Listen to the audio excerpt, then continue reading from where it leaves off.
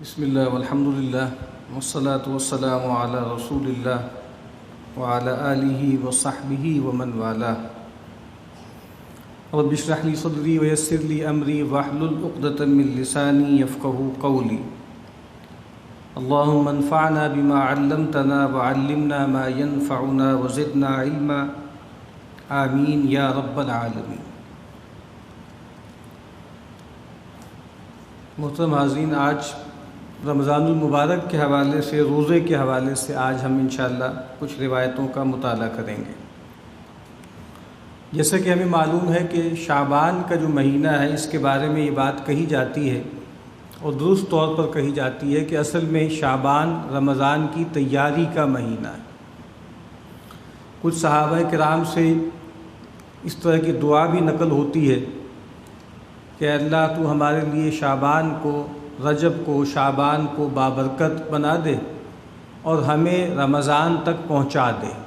یعنی ہماری زندگیوں میں اس سال رمضان جیسا بابرکت مہینہ آئے تاکہ ہم اس کے فیوض سے متمتع ہو سکیں. اور یہ بھی بات ہمیں معلوم ہے کہ نبی اکرم صلی اللہ علیہ وسلم شعبان کے مہینے میں بہت کثرت سے نفلی روزے رکھا کرتے تھے. اور ام المؤمنین تو فرماتی ہیں کہ بعض اوقات ایسا لگتا تھا ہمیں کہ آپ پورا شعبان ہی روزہ رکھتے تھے. یعنی رمضان المبارک کے علاوہ کوئی مہینہ ایسا نہیں ہے جس میں اتنی کثرت سے نبی اکرم صلی اللہ علیہ وسلم روزہ رکھنے کا معمول آپ کا تھا. اور ایک موقع پہ آپ سے پوچھا بھی گیا کہ آپ اتنی کثرت سے اور شعبان کے حوالے سے آپ اتنی اہمیت کیوں دیتے ہیں؟ تو آپ نے فرمایا کہ شعبان کا مہینہ دو بہت عظیم الشان مہینوں کے درمیان میں آتا ہے. رجب کا مہینہ جو ہے وہ محترم مہینوں میں سے، حرام مہینوں میں سے ہے. 4 مہینے سیدنا ابراہیم علیہ السلام کے زمانے ہی سے محترم چلے آ رہے تھے: رجب، محرم، ذوالقعدہ اور ذوالحجہ. تو کہا کہ 2 عظیم مہینے ہیں. ایک رمضان کا مہینہ ہے، اس کی تو فضیلت ہے ہی، واضح ہے، بالکل ثابت ہے. اور دوسرا رجب کا مہینہ ہے، وہ بھی محترم یا حرام مہینوں میں سے ہے. تو درمیان میں ایک مہینہ ایسا ہے جو شعبان کا ہے. تو آپ نے فرمایا کہ لوگ اس کے بارے میں سستی کرتے ہیں، اس کی قدر نہیں کرتے، اس کی اہمیت کا لحاظ نہیں کرتے. اس وجہ سے میں کوشش کرتا ہوں کہ اس کی اہمیت واضح ہو. اور نبی اکرم صلی اللہ علیہ وسلم نے امت کو بھی ترغیب دلائی ہے کم از کم جو اس کا پہلا نصف ہے اس میں کثرت سے نفلی روزے رکھے جائیں. اور اس کے بعد بھی رکھے جا سکتے ہیں، لیکن رمضان سے 1-2 دن پہلے کا روزہ رکھنا وہ پسندیدہ نہیں ہے، اس کو یوم الشک کہا جاتا ہے. تو یہ اس لیے ہے کہ ہمیں کچھ تیاری ہو جائے، کچھ انسیت پیدا ہو جائے روزے جیسی عبادت سے. کہیں ایسا نہ ہو کہ جیسے یکدم رمضان شروع ہو جائے اور ہم اس کے لیے تیار نہ ہوں اور پھر گویا ہم اس میں داخلے کا پورا ادب ملحوظ نہ رکھ سکیں. تو اس وجہ سے نبی اکرم صلی اللہ علیہ وسلم بھی شعبان کو بہت اہمیت اور خصوصیت سے بسر فرمایا کرتے تھے. اور ایک بہت مشہور روایت بھی ہے جس کے راوی سیدنا سلمان فارسی رضی اللہ تعالی عنہ ہیں. اس کی سند پر کچھ لوگوں نے کلام کیا ہے، اس کی صحت پر، لیکن اس حدیث کے زیادہ تر حصے ایسے ہیں کہ جو دوسری صحیح مقبول روایتوں سے ثابت ہیں، کہ جس میں نبی اکرم صلی اللہ علیہ وسلم نے آخر شعبان میں، شعبان کے آخر دن ایک خطبہ ارشاد فرمایا اور لوگوں کو توجہ دلائی کہ یا ایھا الناس قد اظلکم شہر عظیم، اے لوگو تم پر ایک بہت عظیم الشان مہینہ سایہ فگن ہو رہا ہے. شہر مبارکن، یہ مہینہ بہت بابرکت مہینہ ہے، اس میں برکت بہت زیادہ ہوتی ہے. اور اس طرح ایک روایت میں آتا ہے کہ یہ مہینہ وہ ہے کہ یزاد فیہ رزق المؤمن، کہ جس میں مومن کے رزق میں اضافہ کر دیا جاتا ہے. اور یہ رزق جو ہے ہر 2 طرح کا رزق ہے. ایک وہ رزق جس کو ہم سمجھتے ہیں رزق، یعنی عام طور پہ رزق کا لفظ ہمارے یہاں استعمال ہوتا ہے کھانے کے لیے، کھانے پینے کی چیزوں کے لیے. کہیں کوئی شادی وادی میں، دعوت میں کوئی لوگ جو ہے وہ کھانا ضائع کر رہے ہوں، کھانا گرا رہے ہوں، پلیٹوں میں چھوڑ رہے ہوں، تو یہ عام جملہ آپ سنتے ہیں کہ یار رزق کی ناقدری نہ کرو، رزق کو ضائع نہ کرو. تو یہ بھی رزق ہے یقیناً، لیکن ظاہر بات ہے کہ رزق کا مفہوم بہت وسیع ہے. انسان کو جو کچھ بھی میسر ہے، جو کچھ بھی حاصل ہے، وہ اللہ کا رزق ہے. وہ چاہے مال ہے، چاہے وہ جائیداد ہے، چاہے وہ زمین ہے، چاہے وہ مال جو ہے مویشی ہیں، چاہے وہ انسان کی اولاد ہے، چاہے وہ انسان کی صلاحیتیں ہیں، فیکلٹیز ہیں اس کی، چاہے وہ فزیکل فیکلٹیز ہیں، چاہے مینٹل فیکلٹیز، یہ سب رزق ہے. لیکن اس کے ساتھ ساتھ روحانی رزق بھی ہوتا ہے نا. ایک رزق جو ہے فزیکل جس کو ہم کھاتے ہیں اور جس کے ذریعے ہمارا جسم نمو پاتا ہے، اور ایک رزق وہ ہے کہ جو روحانی رزق ہے جس کے ذریعے ہماری روح جو ہے وہ پروان چڑھتی ہے، اس میں نمو پیدا ہوتی ہے. جو سیدنا مسیح علیہ السلام کا بہت مشہور جملہ ہے نا کہ انسان صرف روٹی سے نہیں جیتا، انسان اس کلمے سے جیتا ہے جو اس کے رب سے صادر ہوتا ہے. اللہ کے کلمے سے انسان جیتا ہے. تو یہ وہ مہینہ ہے کہ جس میں مومن کا ہر طرح کا رزق اس میں اضافہ کر دیا جاتا ہے. فزیکل رزق میں بھی اضافہ ہوتا ہے، لوگوں کو اس کا مشاہدہ ہے، لیکن یہ جو روحانی رزق ہے، اللہ سے جو تقرب ہے، اللہ سے جو قرب ہے، اس میں بھی غیر معمولی اضافہ ہو جاتا ہے. تو اس مہینے کے حوالے سے ہمیں چاہیے کہ اس کی جو فضیلت ہے قرآن و سنت میں جو وارد ہوئی ہے اس کا مطالعہ کریں، چونکہ انسان کا نفس ایسے بنایا گیا ہے کہ اس کے نفس کے اندر جو بنیادی موٹو ہے وہ یہی ہے، جلب منفعت اور دفع مضرت. کہ انسان کا نفس جو ہے ہر منفعت والی چیز، ہر فائدے والی چیز کو حاصل کرنا چاہتا ہے، اور ہر ضرر والی چیز کو، نقصان والی چیز کو اپنے سے دور کرنا چاہتا ہے. تو یہ جو روایتیں ہوتی ہیں ترغیب و ترہیب کی، فضائل کی، شوق دلانے والی اور خوف پیدا کرنے والی، ان روایتوں کا مطالعہ بہت مفید ہوتا ہے. انسان کے نفس کے اندر تحریک پیدا ہوتی ہے، جذبہ پیدا ہوتا ہے. تو اس وجہ سے فضائل کی جو روایتیں ہیں، خاص طور پہ وہ روایتیں کہ جو مقبول ہیں، جو حسن اور صحیح کے درجے کی ہیں، ان کا مطالعہ بہت مفید رہتا ہے. تو آج ہم انشاءاللہ ایک ہی روایت کا مطالعہ کریں گے. سیدنا ابو ہریرہ رضی اللہ تعالی عنہ فرماتے ہیں کہ اللہ کے رسول صلی اللہ علیہ وسلم نے فرمایا، قال اللہ عز وجل، اللہ تعالیٰ فرماتے ہیں، یعنی یہ حدیث قدسی ہے، کل عمل ابن آدم لہ الا الصیام، آدم کے بیٹے کا ہر عمل اسی کے لیے ہے سوائے روزے کے. فإنہ لی وأنا اجزی بہ، کہ روزہ اللہ تعالیٰ فرما رہے ہیں کہ خالص میرے لیے ہے اور میں ہی اس کا بدلہ دوں گا، میں ہی اس کی جزا دوں گا. تو یہ غیر معمولی الفاظ ہیں.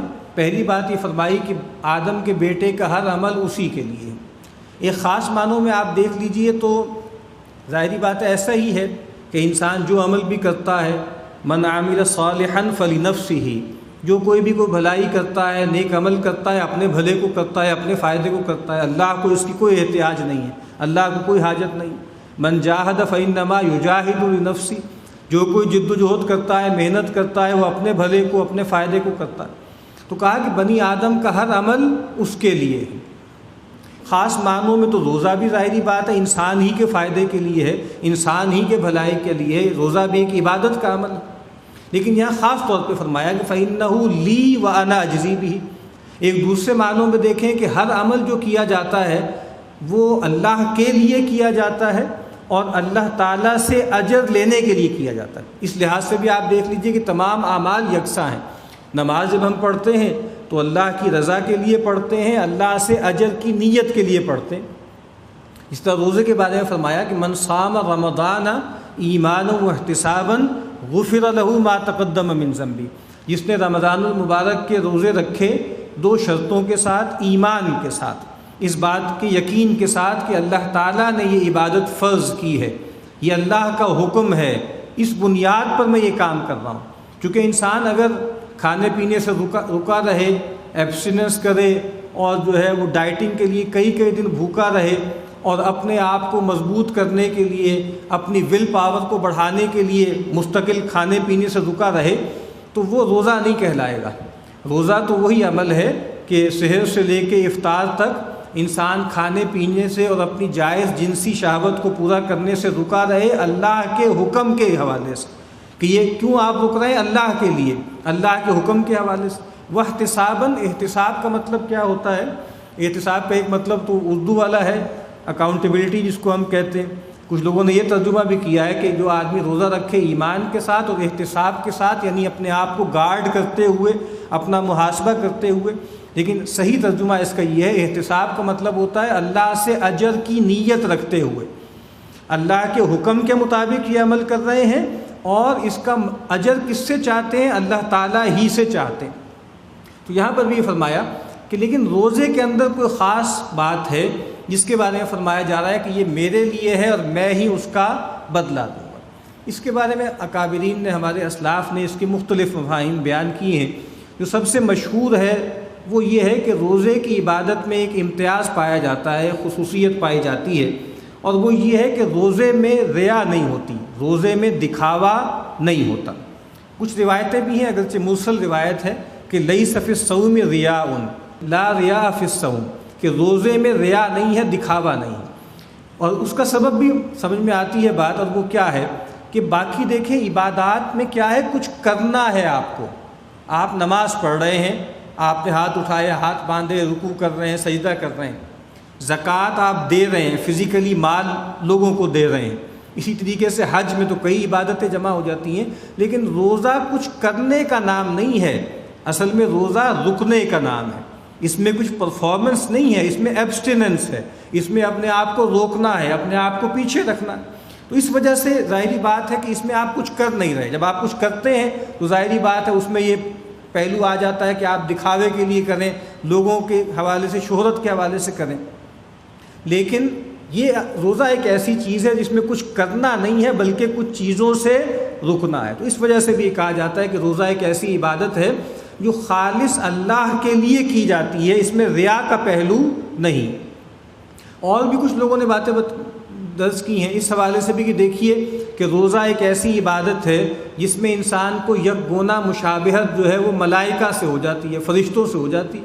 فرشتوں کے بارے میں بھی ہمارا تصور یہی ہے کہ وہ جو ہیومن انسٹنکٹس ہیں، جبلتیں ہوتی ہیں، اس سے پاک ہیں، ان میں نفس نہیں ہوتا ہے خاص معنوں میں، یعنی ان کے یہاں کھانے پینے کا اور جنسی شہوت کا تصور نہیں ہے۔ تو گویا انسان روزہ رکھ کر گویا ٹرانسینڈ کر جاتا ہے، انسانوں کی گویا صف سے اٹھ کے گویا فرشتوں کے صف میں شامل ہو جاتا ہے۔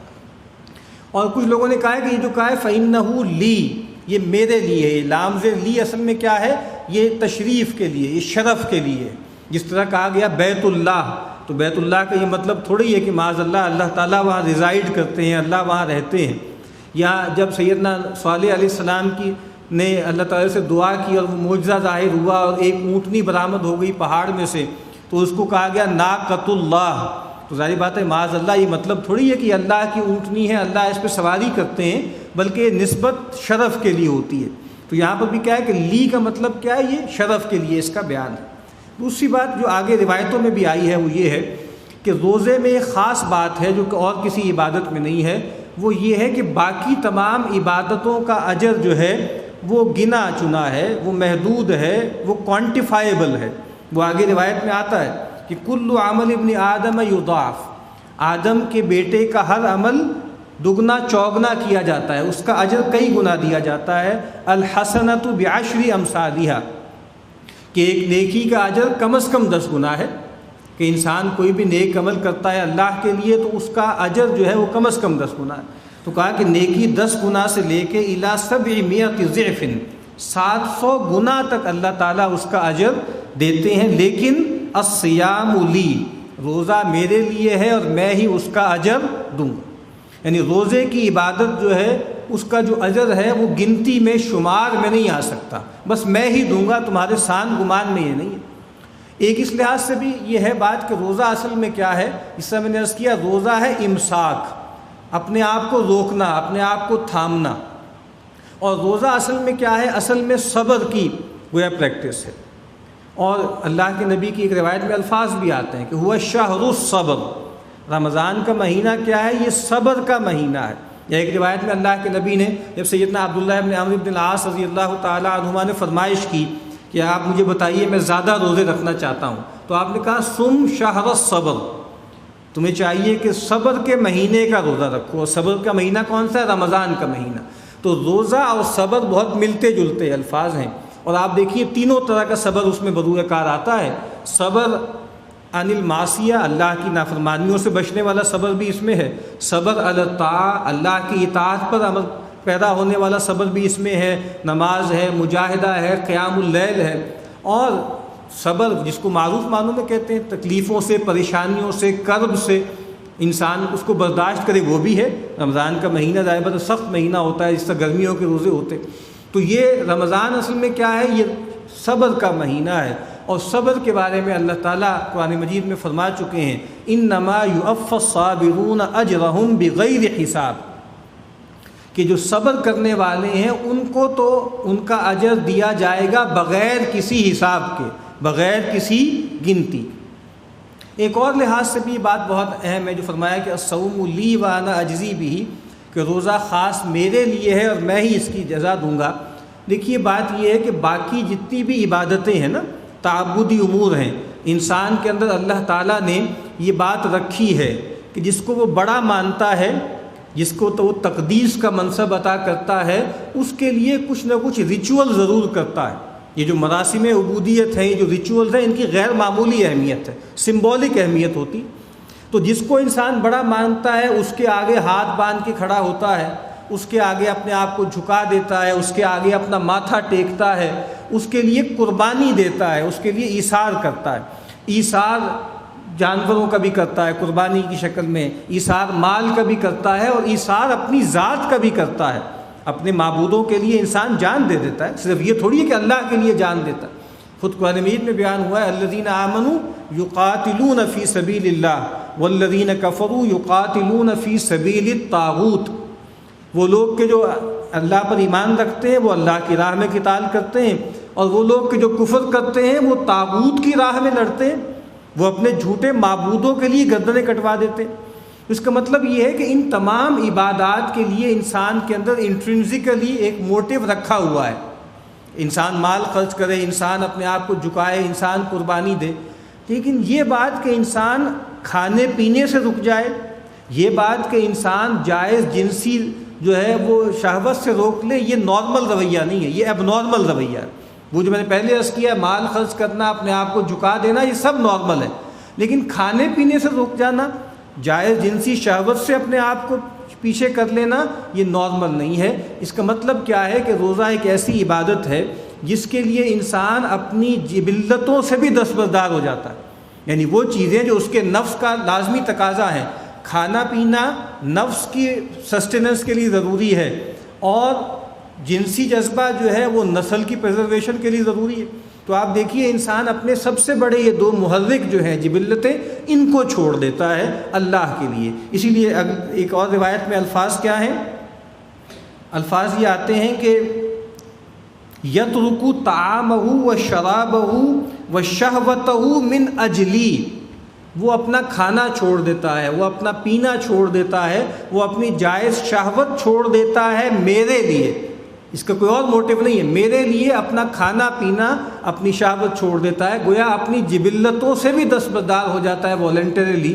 اس لیے فرمایا کہ الصیام لی وانا اجزی بہ، کہ روزہ پھر میرے لیے ہے اور میں ہی اس کا بدلہ دوں گا، اور وہ بدلہ ایسا ہے کہ جو گنتی میں اور شمار کی تار میں نہیں آ سکتا۔ دعا ہے کہ اللہ تعالی ہمیں روزے کی ان فضیلتوں کو سامنے رکھ کر اس کے مطابق عمل کرنے کی توفیق عطا فرمائے۔